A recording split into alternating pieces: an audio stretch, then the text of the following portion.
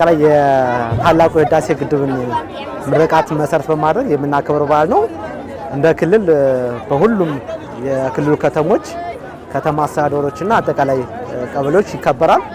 ይህ በዓል በዋናነት የሚከበርበት ትልቁ ምክንያት መላው ኢትዮጵያውያኖች ራሳቸው ገንዘባቸውን፣ ላባቸውን፣ ደማቸውን ሰጥተው የገነቡት ግንባታ ነው።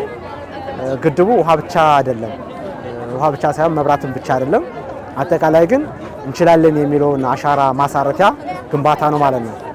ይህ ግንባታ ሲሆን እንግዲህ እኛ ኢትዮጵያኖች በሀገር ውስጥ ጉዳይ ላይ ብዙ ነገሮች ቢኖረንም ግን በአለን አንድነት በሀገራችን ሉዓላዊነት እንደማንደራደር ማሳያም ጭምር ነው።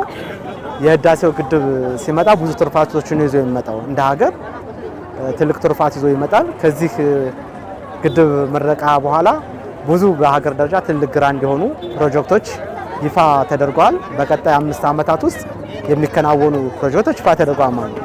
ስለዚህ የእንችላለን መንፈስ ከማንም አበዳሪ ከማንም ገንዘብ ሳትጠይቅ እንችላለን የሚለውን ገንዘብን ሰጥተ ጉልበትህን ሰጥተ እውቀትን ሰጥተ በሞራል እዛ በረሃ ላይ ይሄን ግድብ በመገደቡ ደስታችን ለመግለጽ ነው ዛሬ አደባባይ እየወጣ ነው ማለት ነው።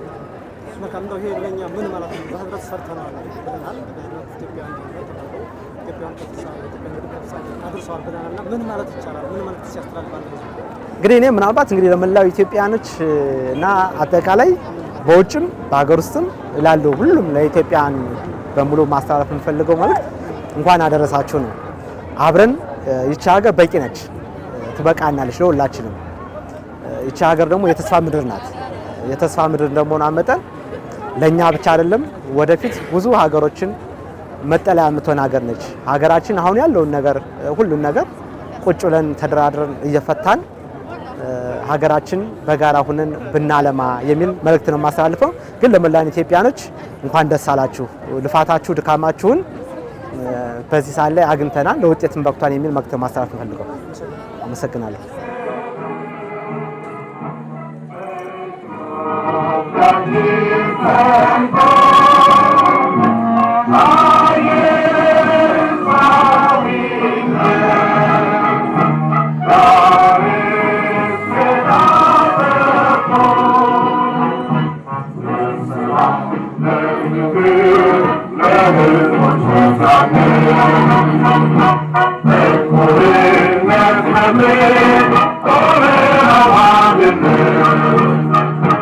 Amen.